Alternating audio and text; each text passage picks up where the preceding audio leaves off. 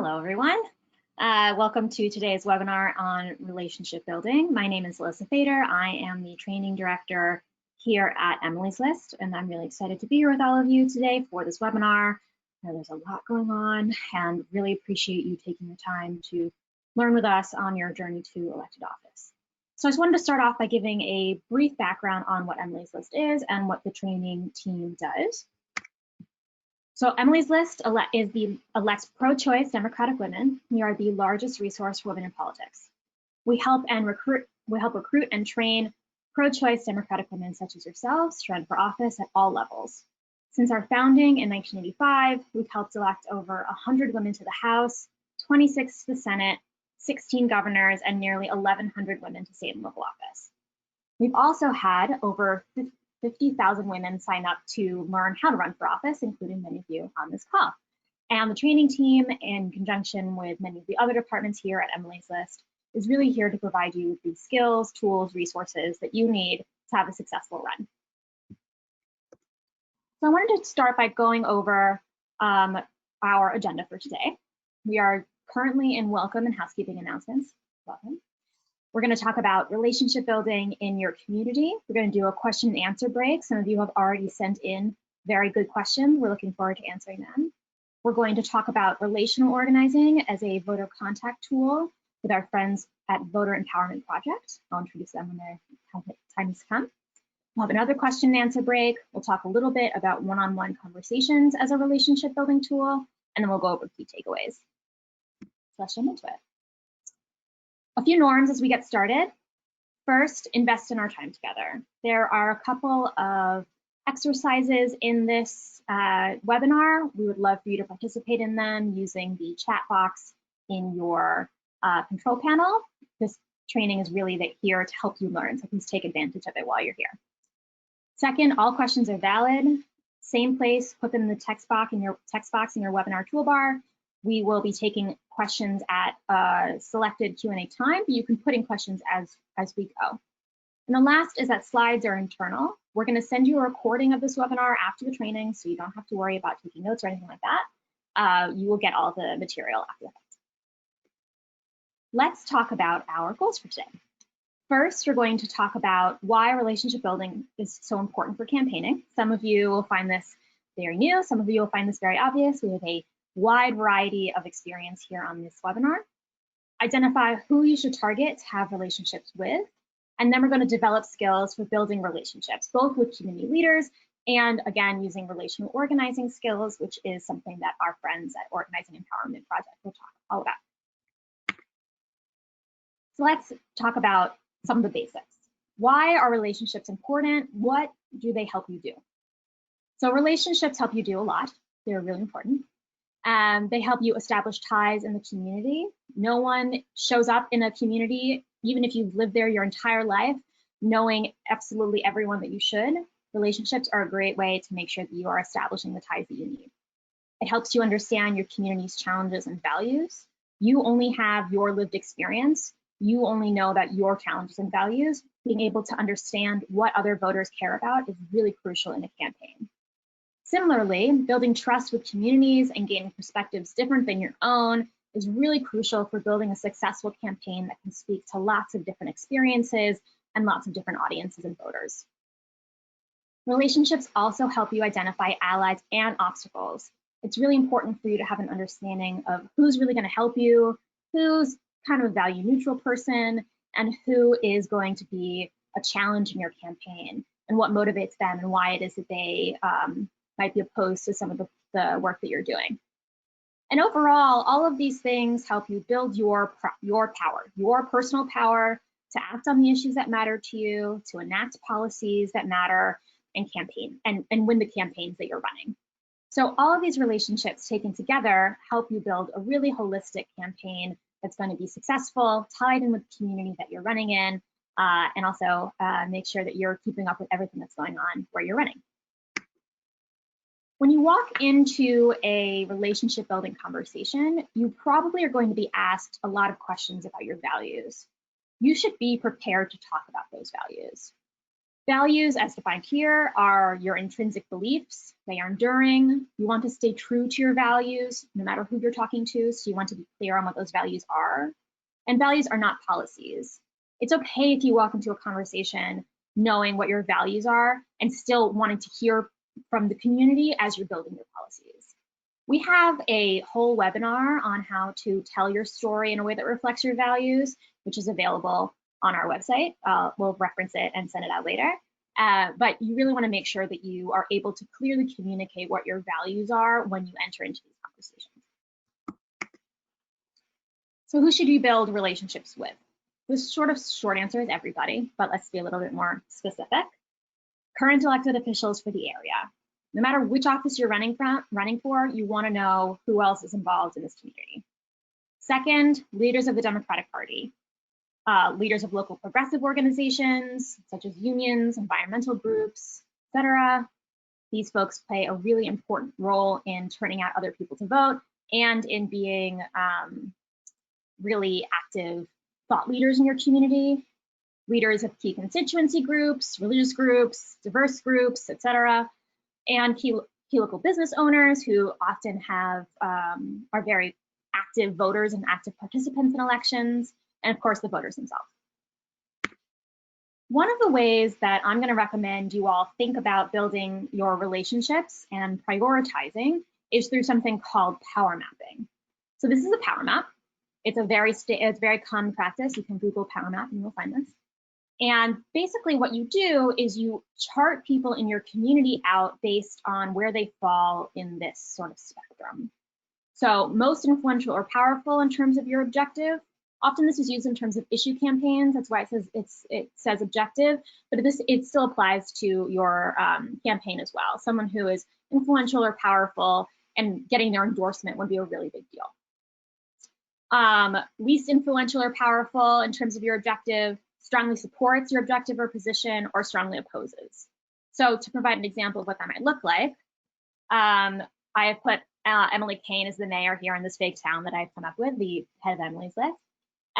So perhaps Emily is strong, has a great deal of support, strongly supports your objective or position. She is outgoing. She's an outgoing mayor, so maybe her influence is waning, but she really supports you. The head of the local union is actually the most powerful because it's a union town, and he's sort of on your side, but you still need to keep building those relationships. Your opponent obviously strongly opposes your objective or position, but if they are also new on the scene, they may not have that much influence. And to provide a very extreme example, your mom strongly supports your objective or position, but may not even live in the district, but I'm sure she would love to help you.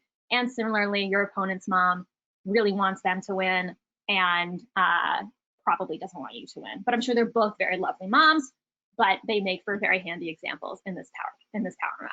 So you should be constantly building out your power map with the information that you learn with the relationships that you build.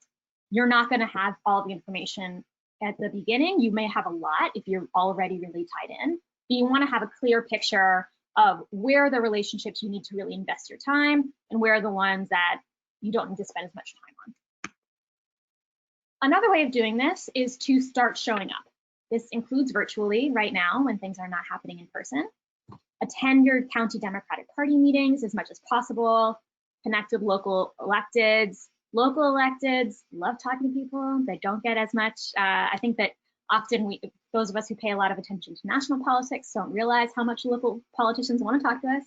And again, seeking out the activists that are really involved in the community, doing the work you care about, and who are working hard every day. They understand the community. They understand the issues that matter, and they are going to be really important for to make sure that you hear what they have to say. All of this allows you to make sure that before you run, major political players and donors know about your announcement beforehand. So this is a video of Elizabeth Guzman from Virginia, her announcement video. You want to make sure that no one's taken by surprise. You want to make sure that people feel included in this process with you. It will help them become supporters of your campaign throughout the entire race if they're brought in on the front end. So really invest in those relationships before you even get to running, even if you know you're going to run, before you announce.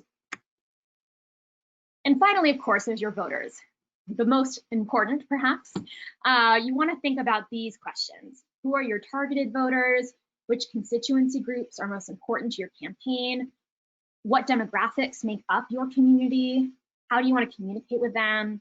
And what resources are at your disposal to make sure that that communication happens? So we're going to talk all about how relational organizing is a tool that you can use to contact voters and have your supporters contact their friends who are voters and all of that in the next section. So with that said, I'm going to have our first question and answer break. And I'm going to pull up these questions so that I can start answering them. All right. So the first question that I have here, this is what I'm looking at, questions, is ideas for events to attend to build relationships necessary to run, and addressing the subject of building relationships in the time of COVID. So like I said, the same governmental functions that were happening before are still happening now. In some places, they may be less accessible because they're online, and in some places, they might be even more accessible because they're online. You really want to make sure that you are doing your research, signing up for the email lists, following people on Facebook and Twitter, and making sure that you're accessing all of the things that you need to access. You also can be hosting your own events to get to know people. We have an entire webinar on hosting events virtually, which is also available on our website. I also encourage you to check that out. And that covers things from relationship building and voter contact events to finance events. So please just, I'm going to refer you back to that. It's a good webinar, if I do say so myself. Let's see. How many years of relationship building do you need before you should consider running, or how many organizations should be affiliated with before running? I think this is really going to be on a case-by-case basis. You want to have strong relationships. How long it takes to build those strong relationships is going to be totally case dependent. It depends on who you are as a candidate, what the district you're running in is like, how similar or different you are to the values and the communities in that district. So it's really going to depend. But the main thing is that you really want to be investing in relationship building early and often. You want to continue to have conversations with people and make sure that people know that you are, at the very least, someone that they can communicate with. Even if you're not going to agree with them on everything, you want to make sure that they know that you are a partner with them in this. So I'm going to leave the questions there for now and then get back to some of them later today, but I want to make sure we have enough time for our guests. So I'm going to introduce our two friends at Organizing Empowerment Project, Cass and Jonathan. I'm going to ask, hello, Cass. Hi. There's Jonathan, great. So I'm going to hand it over to them. I'll be back to read their exercises and answer yet more questions, but thank you very much for being here, folks, and take it away.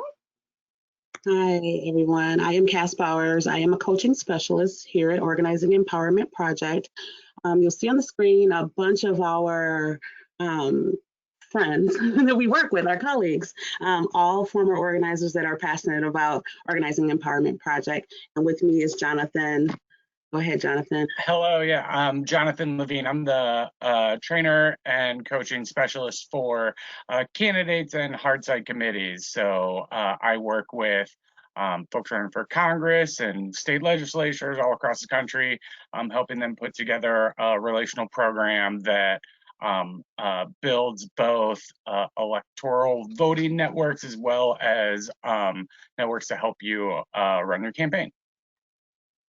Yes, thank you, Jonathan. He is going to be my helper today. I want to talk about relational organizing because it's so important. It centers on training volunteers to reach out to friends and family and share personal stories on issues that matter most to them. That's great, but what does that mean? It means that we need folks to reach out to people that they are passionate, people that they know, and relay what they are passionate most about and build out a network of organizing.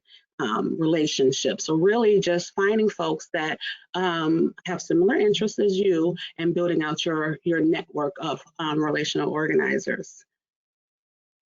And what that means is it's strengthening your relationships and finding a common ground that's authentic, right? We don't want to just reach out to folks. We at an empowerment project believe that a relational model is one that's authentically reaching out to friends and family about what we care about, and people listen to that. Like we become a trusted messenger in that.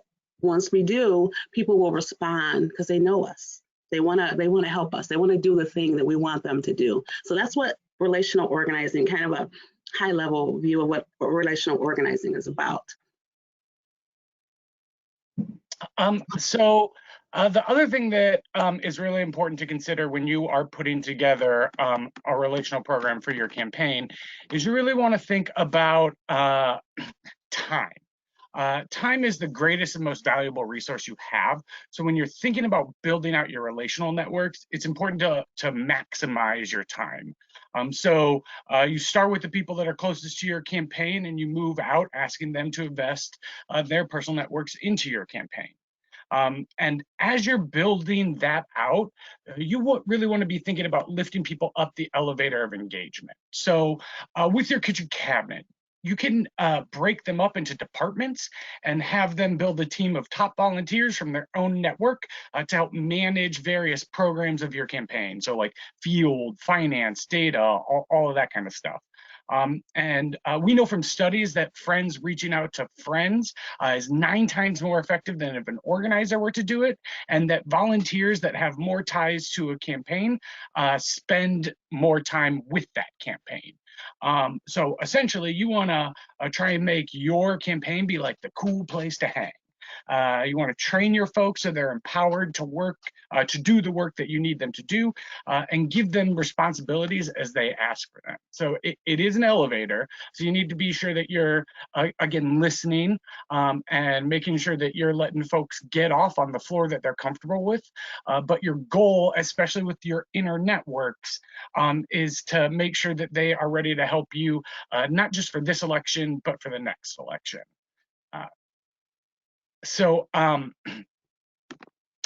Folks will need to be supported when they build a list. So with your volunteers, you're just really helping support them figure out who they are going to call to talk to your campaign and talk about voting. But as you're building those networks into your closer inner circles, you want to start to think about who the folks that might be on your kitchen cabinet know and who they can recruit to be a part of your team, and how that means that they can help. So they're going to need prompting anyway, but this is a good way for you to figure out what they can contribute to your campaign, whether we're talking financially, whether we're talking labor, or just time that they can commit. Both themselves and what their networks can bring are important to your campaign. So Dunbar's number is a suggested cognitive limit of the number of people whom one can maintain stable social relationships. So that's relationships in which an individual knows each person and how each person relates to every other person. That was it's a wordy definition, but it basically means that we know the people that are close to us really well. We know how they relate to other people in their lives, and we can map those relationships up to about 150 people accurately.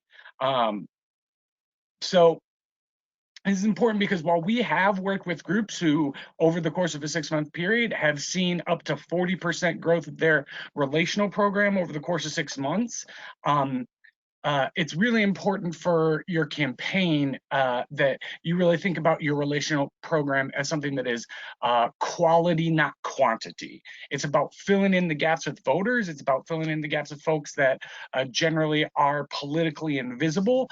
And you should think about it the same way when you're building your networks. So you want to think about where the gaps that you have. Are you working with kids and only able to canvass on weekends? Like, it'd be helpful to have a dedicated team that are out canvassing on your behalf post post-COVID times. And if you don't have strong financial networks, who do you know that does have strong financial networks and would be willing to take a major role in your campaign? The goal, whether it's volunteers calling voters or your kitchen cabinets building your team, is you want to maximize the time by getting the most out of people without overburdening them. So, and that can be done just by making sure you're keeping people's networks strong and close. So when you're thinking about volunteers reaching out to voters, you can be a little bit broader with your ask. So maybe if they're really engaged in your campaign, maybe 20 voters that they talk to instead of the average of 10. But when you're working with people who are your friends, your family, people that are in that kitchen cabinet, in that tight network, like Cass said earlier, they want to do stuff for you. They are invested in you and they are invested in your campaign. And so giving them opportunities is something that you are truly giving to them. So every time you make an ask, it's really a gift. And so, you want to make sure that they're keeping it to their close networks where they're really, really comfortable, because as people get distance from their relationship, as they get closer to like an acquaintance versus somebody who's really close to them, it's more of their personal, it's a harder ask. So keep it close, but make big asks. Thank you, Jonathan, because we know from the research and everything that we've done that in order to be effective in relationship building, it's important to be in touch with our own motivations for doing the work. So why are we here? Why do we decide to do this? What is the thing that moved us to do this work? So it's so important. And we want to think about the forces that shape you. So what are the things that influence you to do this work? So they are lots of things: your family, where you grew up, where you live now, your friendships, your relationship, your community, culture, religion, all of these things. These are the forces that shaped you for who you are, and are still shaping you, and that brought you here. They are the things that make you want to do this work, make you want to run for office, make you want to join a campaign. Like, those are the things that have shaped you into who you are today. So we want to really dig into that a little bit and think about the things that shape you. So we want to take 3 minutes for you to draw your own stick person and come up with the things that shaped you. And I'll give you a quick, simple example for myself. I live in Milwaukee, Wisconsin. I am the daughter of a preacher, so I'm a PK. And I am the oldest. 3 things about me. So those things have shaped me into who I am. I live in a city that's one of the most segregated cities in the country. So that shaped me. Why I'm doing this work, that's important to me as a Black woman. So just a tiny little example of what shaped me. And so we'll take 3 minutes for you to draw out your stick person, and then we'll share some of those things in the chat. And I have a timer because I'm very on top of time.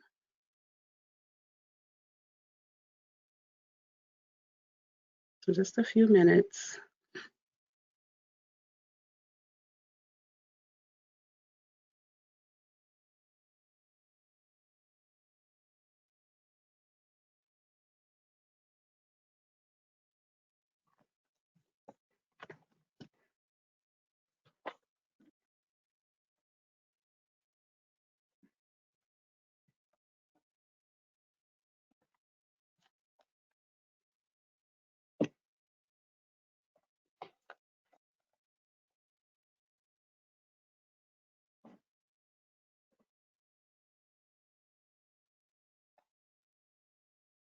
Maybe we can go back a slide so everyone can see the forces that shape. Yeah, thank you.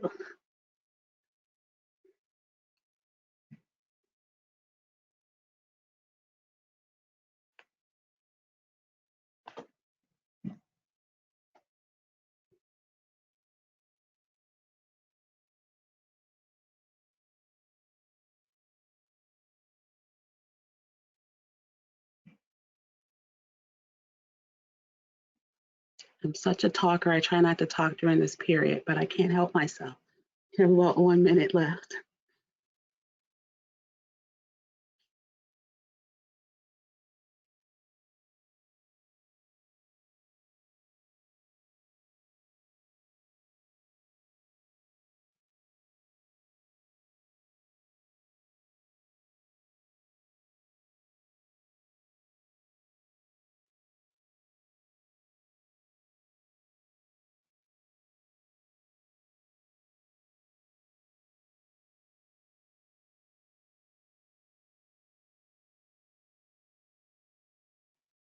Okay, 10 seconds. We're wrapping up. The things that have shaped you.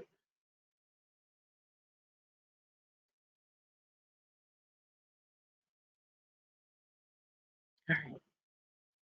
Pretty quick 3 minutes, or maybe not enough time. But those are things that you do as you're thinking about. You really probably weren't even thinking about all the ways that you've been shaped by the things that have happened or that you've experienced in your life, or your friendships, your community, your race, even your trauma. Like all of those things have formed who you are. So let's share a little bit. Hello. So put your answers to Cass's exercise in the chat box. I'm going to read out a couple of them. So if you don't want me to read them, don't put them in the chat.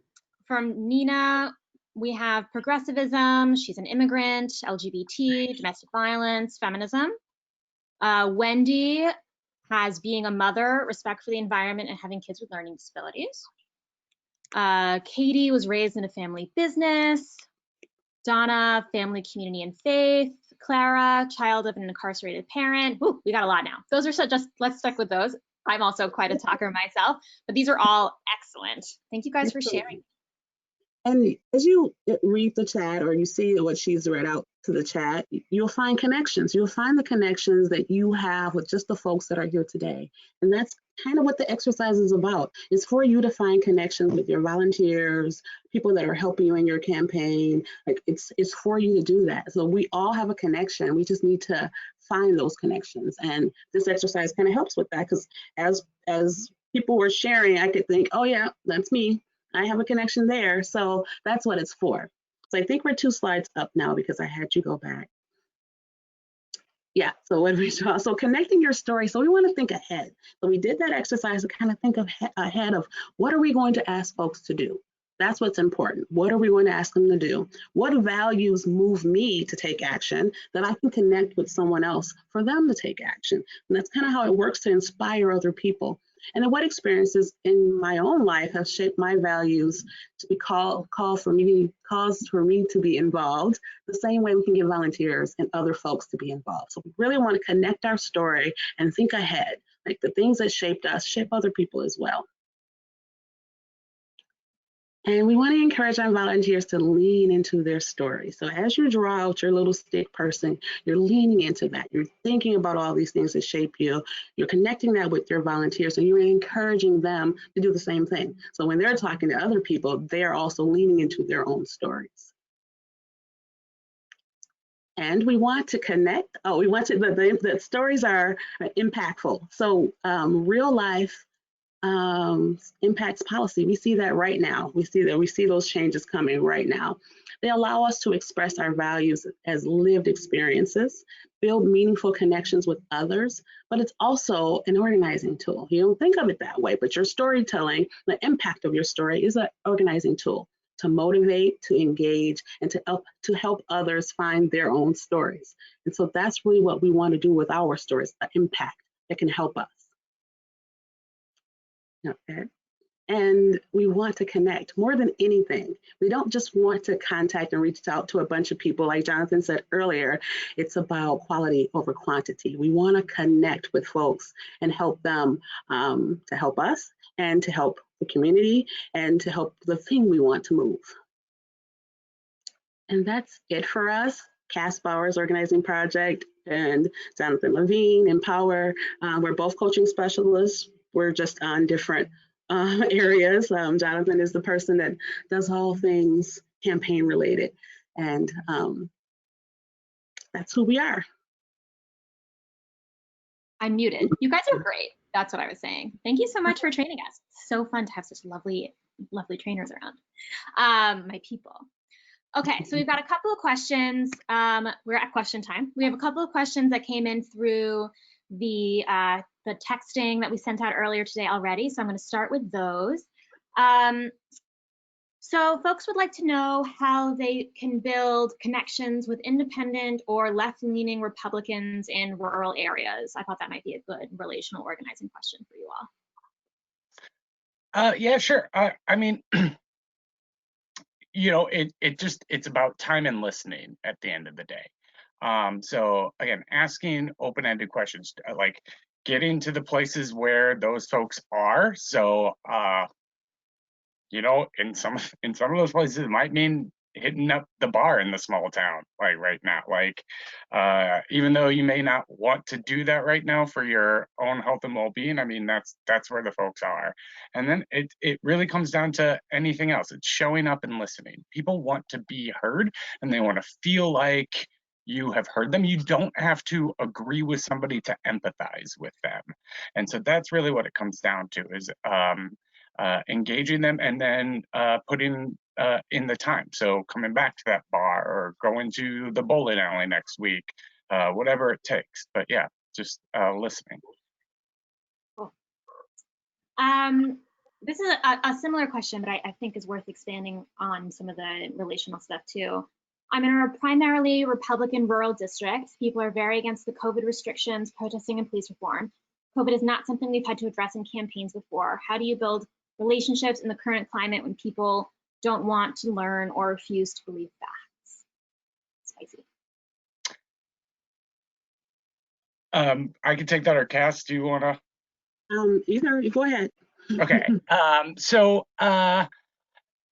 the thing about facts is they're less important than the messenger.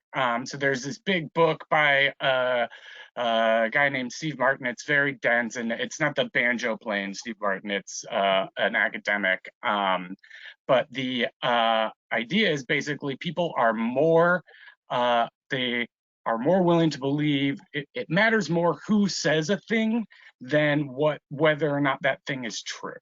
And so if you are building up your relationships, and if you're strengthening them over time, then what you say will matter more than what is said. And that's really key to everything else. Yeah. Cool. Yeah, I think also what you guys are saying around the use of stories is really impactful too, talking about you know, your values are reflected in your stories. So even if you have really different experiences, you can still have shared values and have shared empathy with people. And it's you guys are the relational organizing experts, but it seems to me like what you were saying, Jonathan, if you know, if I'm not the right person for that conversation, but I have a volunteer who is, that's a perfect time to use these relational organizing skills to really build up and lift up your leadership. Yeah, that's a really great point. I wasn't saying that, but that's a very, very good point. That's what I heard. So we're gonna say it's what you said. I'm kidding. Okay, let me see if there's any other questions for now. I think that might be it for, oh, sorry, last question. How do you engage people who don't care about politics? Oh, but they care about you. I mean, that's really what it is. So when you are reaching out to folks and having these conversations, you know, you're putting yourself forward first, right? You're sharing your values and telling your story about why this matters to you. And then you're asking them, because it matters to you, if they can engage in your campaign or engage in this organization that they're a part of, whatever it is. It's about how they feel about you rather than politics. Totally. Okay, so we're gonna say goodbye to our friends for now. They'll be back, don't you worry. I'm gonna spend a little bit of more time talking about the skill of how to build relationships. All right, hello, I'm back. It's just me. I'm often not centered. What's up? Okay, so let's talk about how to build relationships. We've talked about relationship building in the context of public figures like elected officials, heads of unions, leaders in social movements, that kind of thing. And we've talked about how to do relational organizing. I want to talk about a specific skill called one-on-ones, which if you've been to a community organizing training before, you might be familiar with. If not, it's very niche. Don't worry about it. And how they are a really important and useful skill for communicating your values and also learning the values of other people. So here's the very formal definition of a one-on-one I'm going to introduce and then break down. A one-on-one is an intentional two-person conversation to build a public relationship for action. So let's break down what that means.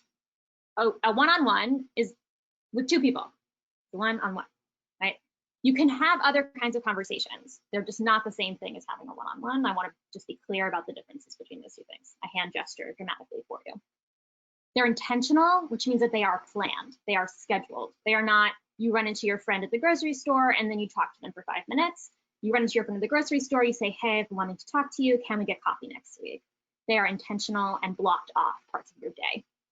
It's a conversation, so you're not just asking questions. You are asking a lot of questions. That's probably 80% of the conversation, but you're also sharing your own values and experiences. And it's to build a public relationship. So you can think of a public relationship as being about the work that you're doing, in your case, running for office, rather than having a private relationship like a friendship. And most of us have work friends, and so you're very familiar with this concept. Sometimes you're talking about work and you're in work mode. That is sort of the public end of your relationship. And sometimes you're getting drinks after work and you're, talking about your home life or whatever. And that's your private relationship. Some people you will have both kinds of relationships with. Some people you only have one or the other.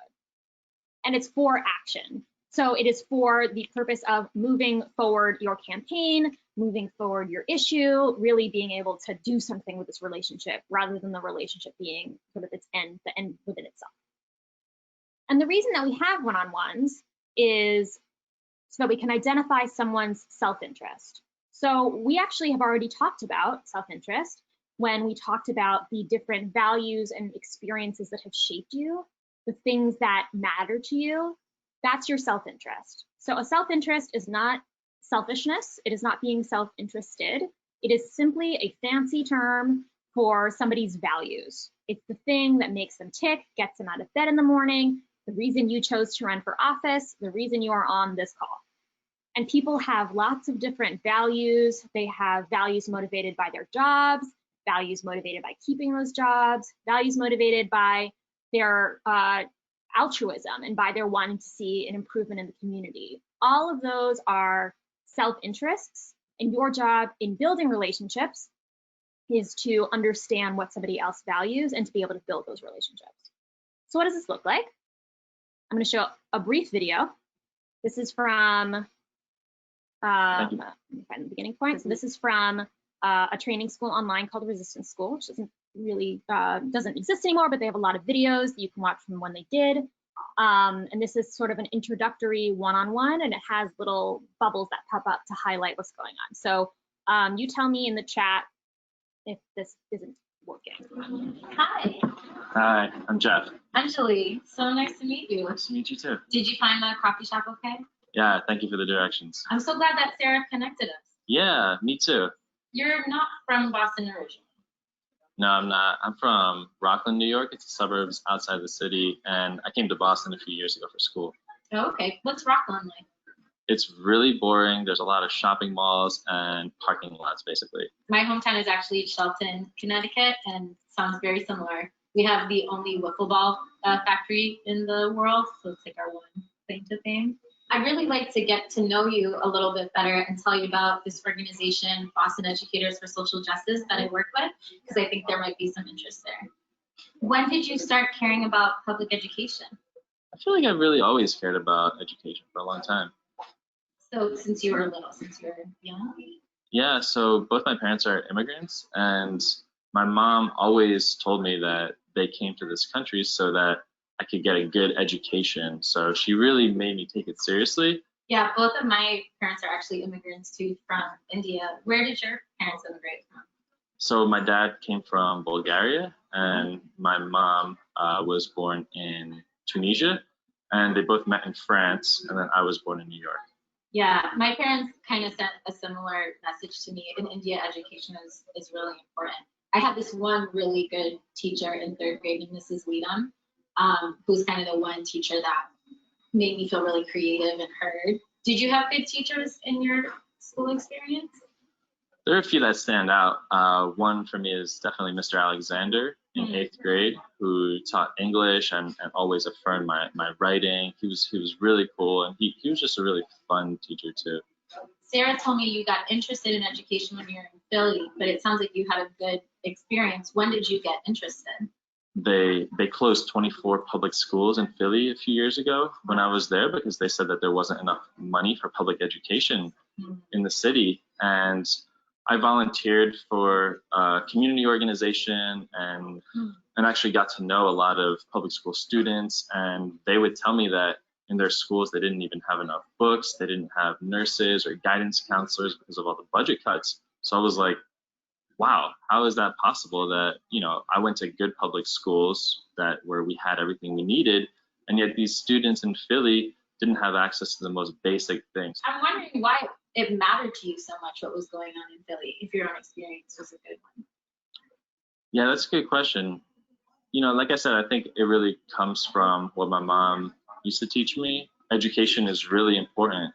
Everybody should be able to have access to a good education. So I think it's not fair that some people get to have it and a lot of people don't. I've actually gotten involved with Boston Educators for Social Justice because they're doing a lot of the work, like it sounds what was happening in Philly, trying to really get students the support that they need. So we actually are having this big training for our group on Friday, November 10th at 6 p.m. I think it sounds like it's something you would really enjoy, Jeff. Do you think you'd be able to make it? Okay, I'm gonna stop it there. So what values did we see in this conversation? This is a really truncated conversation. Usually these conversations go for 30, 45 minutes. Please do not make them go longer than an hour. I know it's tempting, but what are the values we've already learned from this conversation? Just put them in the chat.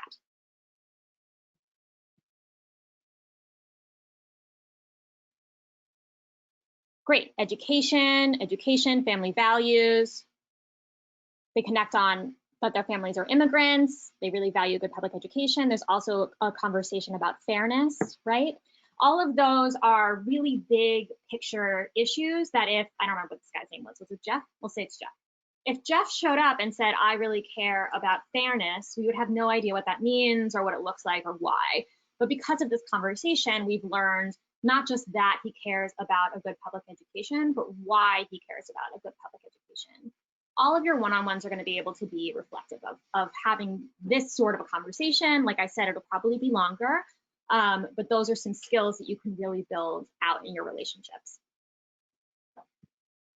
And a one-on-one, I've also brought this T-chart to further expound on what a one-on-one is versus what it is not. So it is an exchange of stories. So they both talked about their immigrant parents, their experiences in school. It's not a list of tasks. She didn't show up and say, hey, Jeff, I want you to come to this meeting on Friday and I want you to bring snacks. Jeff has no reason to care about this meeting. He probably would just say no. It's rooted in self-interest. It's rooted in those values. It's not about convincing or selling. So she's not trying to convince him that he should care about education. Thankfully, he already does, but it is rooted in the fact that he already has these values.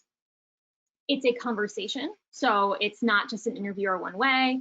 She asked him a lot of questions, and you do want the other person to do most of the talking, but she still shared a lot about herself.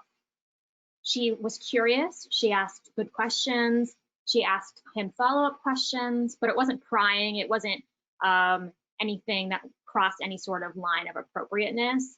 You know what that feeling is like. You know the difference between curiosity and prying as a person in the world. Follow those instincts. I have been doing this for a long time, and I don't think anyone has ever told me that a question that I asked them was inappropriate. So I would venture to guess that you all probably will also not have that problem. And it has an ask at the end. So you can see how her ask was about coming to this event. Yours could be about coming to an event, could be about continuing the conversation, could be connecting you to somebody else, any number of different things. Your ask is going to be totally dependent on what's going on in your campaign right now and what you are hoping to get out of this one-on-one. So I want to talk about some of the key takeaways from this entire training. I know I just threw a lot at you. And then we're going to go to our last set of questions. So start thinking about them. So from this training, the key takeaways are that building relationships are key to understanding your community, building power, and winning elections.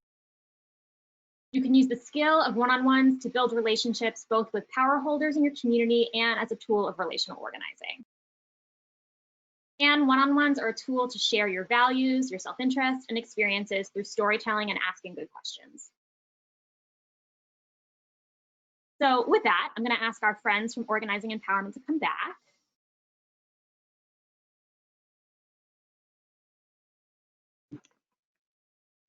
And keep myself as well. Wonderful. All right. And start answering yet more questions. So I'm going to see, okay, so people are still thinking in the chat, which is good. So we've gotten a lot of questions, somewhat unsurprisingly, about building relationships with the Black community and building relationships with communities that are not your own. I would love to get everyone's thoughts on this, but I think that the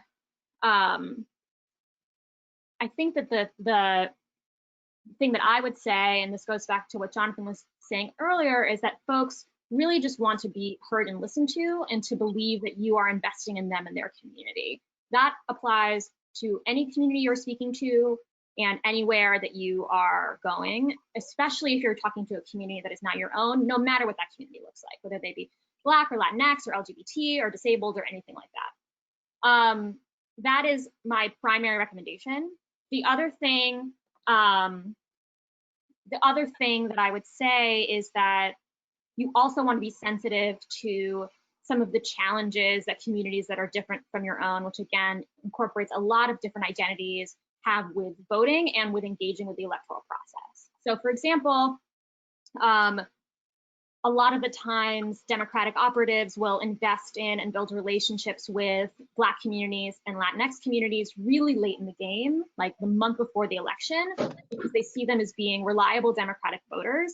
And that is not a way to be a reliable partner. That is not a way to ensure that you are making sure that people actually feel valued and heard in your community, and it's not going to get you the votes that you want. So if you haven't already started building those relationships, which I hope you have, no time like the present, and your job is to listen. Your job is to find out what matters. Your job is to bring in your values and to hear the values of others. It's okay if in your first conversations you don't have any policy suggestions.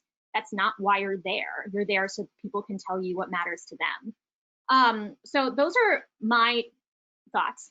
I'm curious if you guys have anything you would like to add. Well, I think you said it all. Like, I mean, it goes back to what Jonathan said.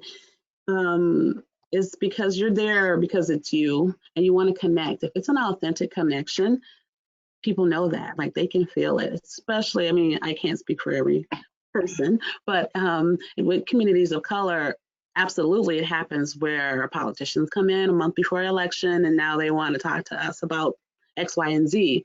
That doesn't work. And that's why I'm here speaking about relational organizing, because it's not a one and done, come in, election's over, and I'm gone. It's building relationships over time, listening, finding out what people need, what their wants are, and how you can connect your values with their values. And so, yeah, you said that. Yeah, the only thing I would add is always keep in mind that individual communities are not monolith, which means you gotta talk to a lot of people and get a lot of different lived experiences in order to get a holistic understanding of what a community needs. And then the other thing I'd add just at the end is turn all of that listening and empathizing and connecting into actual things that will make a difference for those communities. Like actually like put together the policy proposal and then work hard to pass it once you get elected. Absolutely. Okay, we've got another question about how to start building relationships as a woman of color in an area with a history of electing white men. Apparently we've gotten a couple of similar questions. I'll ask if you guys want to kick this one off. Or So, admin. so say it again. A woman of color trying to build How do you power. see relationships as a woman of color in an area with a history of electing white men? Yeah, it's the same broken record that I'm gonna say about connecting your values. Those forces that shape you really truly are all of us. It's really connecting with the people that you know. So starting small, the people that are in your network and building that out. Finding the people that believe what you believe, and it will grow. It will grow. It grows so fast once you find the people that have that same value base that you do. So really just think about what's shaping you, why you're doing it, and then find people that think the same way. Not necessarily on everything, but on the key things that you want to change. And like Alyssa said earlier, like what white men do you know who you can engage with and be validators for you amongst their peer groups? I agree with all that. I also think there are some really interesting case studies that we've seen of women of color winning in primaries and taking on long-term white incumbents that I think are probably worth studying. I would take a look at Ayanna Pressley, for example, who was just the best, and see what they did to shift their races. A lot of the red to blue candidates in Virginia in 2017 were similarly a lot of women of color taking on white candidates. So I think there's a lot of case studies to really learn from, but very much agree with everything that was said before in terms of value. One more thing I would say, do it. Like the reason that more women of color aren't elected is because they don't try to become elected. So do it. Like, get out there and try. Okay, let's see. I'm looking at my questions. Okay, sorry,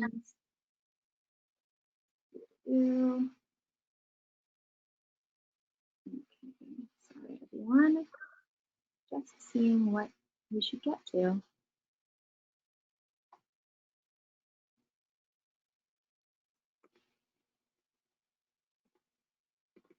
Okay, sorry. All right. My apologies for taking some time. I've got so many questions here. I'm like trying to figure out which is, well, we don't have too much time, so I'm just trying to figure out what's the best one to do. Maybe you guys could talk a little bit about how relationship building for a campaign might differ from relationship building in the community, aside from the obvious difference in like the primary objective of getting somebody elected. Yeah. Yeah, that's true. I should probably go for the candidate one. I mean, the thing that I think is most important is time. So as much work as you can do, one, around issues right now that matter to those communities, matter to your communities, that you could be out front in that movement before you're running is obviously going to be helpful, both for your ability to understand what prescriptions need to solve issues, as well as just building those relationships over time. But that said, like what you have in a campaign is a window of time from signature collection to get out the vote on election day that is limited. So as much as possible, if you can build relationships with leadership, get buy-in from leadership of organizations ahead of time or early in your campaign, and really do the work showing up, doing the listening early so that you can get out there and have trusted messengers within those communities that can, one, that will advocate for you generally, which may end up just happening because there's a D after your name, but it's that distinction that Alyssa was talking about earlier, is like when you really invest in a community, when you really invest and you really show that you care about what they need and are hearing what they say, those leaders are going to see that, and they're going to get out there and they're going to push even harder on your behalf because they know that you're going to be out there looking out for them once you get elected. So maximizing as much as you can the early parts of your campaign to really invest in building those relationships so that they pay off at the end is crucial, I think. Cass, anything you want to add? I don't have anything to add. Nope, that was good. I was nodding my head a lot on that, yes. All right, you guys are great. I want to hang out with you. in our post-COVID world, I'll just go to Wisconsin. Yes. All right, so I'm gonna close us out here and make a couple, just respond to a couple comments in here, but thank you both very much. Thank Like you. I said, the recording will go out to everyone, which does include their contact information. Organizing Empowerment Project runs lots of free trainings, promote. So be in touch with them and they'll help you. Thank you. Bye. Thanks. There's a couple of comments in the chat that I'm just going to respond to really quickly. We had a question on if you should build relationships to also get donations. Yes, we have another webinar on how to fundraise, which I believe we will put in the chat. Yes, we're going to put the link to all of the webinars in the chat in just a second. And then everyone is so busy, how do we get back past that for getting people to volunteer? From Jolie, we similarly have a training about identifying and managing volunteers remotely. So I would encourage you all to check out those webinars.